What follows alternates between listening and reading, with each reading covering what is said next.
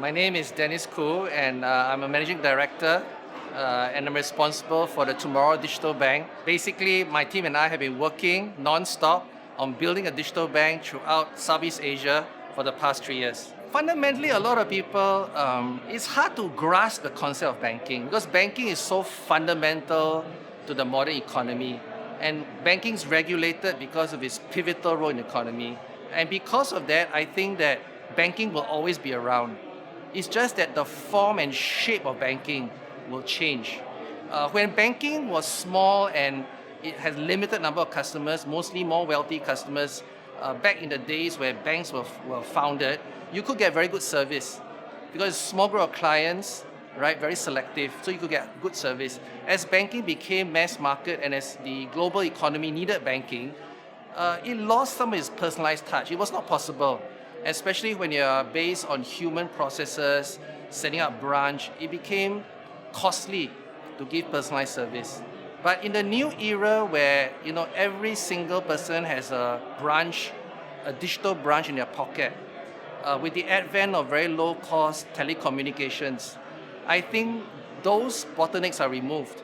And now when you layer on data, when you layer on digital engagement, and you layer basically a philosophy of providing very good personalized service, you have the construct, the elements of the new banks that we believe are going to dominate in the new millennia. So it's really evolved, and I think the evolution has been around the channels, starting a branch, then call centers, of course, ATM machines, cash deposit machines. Then you went to internet banking, mobile banking, and now mobile app banking. So one of the big trends I see happening, and that's why it's so exciting in Southeast Asia, because you have a situation where you have 400 million millennials, you have smartphone penetration going up from 52% in 2017 to 65% in 2020, and that's 100 million customers. So Southeast Asia, I think, is the unique playground. You won't see this in all markets. Well, we are very cognizant that I think while we're one of the leaders, lots of people are reinventing this space. As we look behind us, there's lots of people progressing, catching up with us. So we have to stay ahead all the time. When I compare Thailand and let's say Singapore, actually Thailand is, we have found very advanced. They probably have some of the best digital banking in Southeast Asia, if not in Asia. And we were fortunate that there is no digital bank competitor in Thailand yet, and we're actually the first true digital bank, true data-driven digital bank focused on digital engagement. And I think my team and I are very happy that even though we've only launched recently, we really have brought about a real change, and competitors are looking at us, competitors are copying us. So that gives us a sense of satisfaction that we're actually doing something that is setting the standard and pushing the envelope in Thailand. If you look at Singapore, I mean, Singapore is a much smaller population.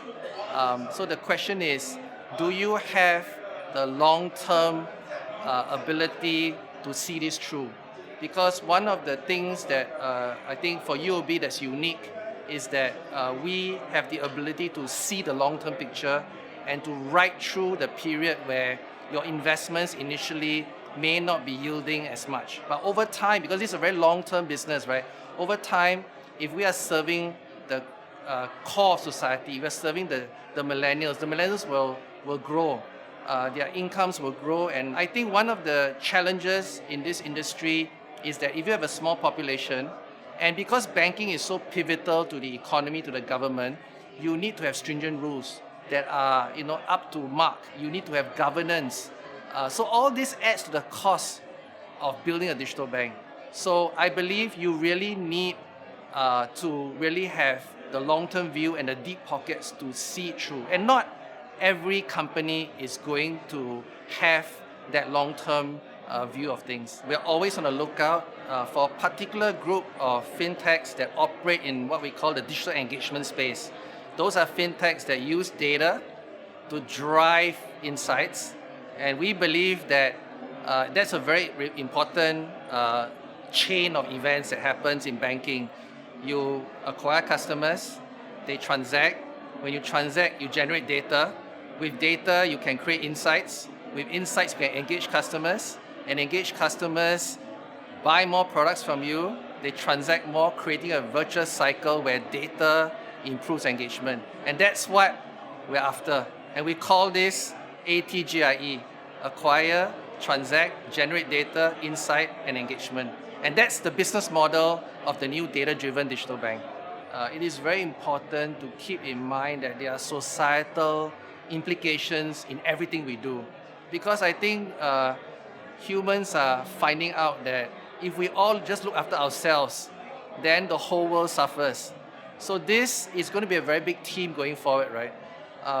How do you continue to let people have better lives, see their children have better education, have better homes, but in the process of that, you consume more. And as you consume more, there's a disadvantage to society. So I think that banking, given its pivotal role in the economy, and the fact that if you don't get credit today, it's very hard to expand, I think there is a very significant role from a sustainability perspective. That is one of the key things that the financial industry is looking at.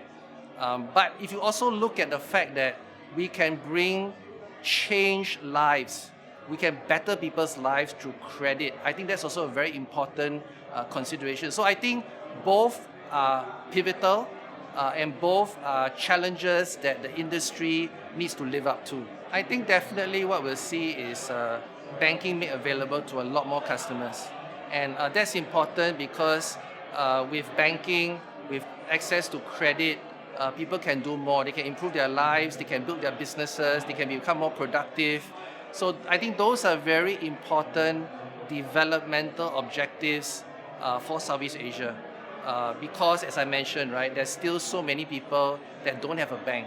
For those that are already banked, I see service standards going up significantly. I see digital banks like us setting the standard, pushing the envelope for better and better service.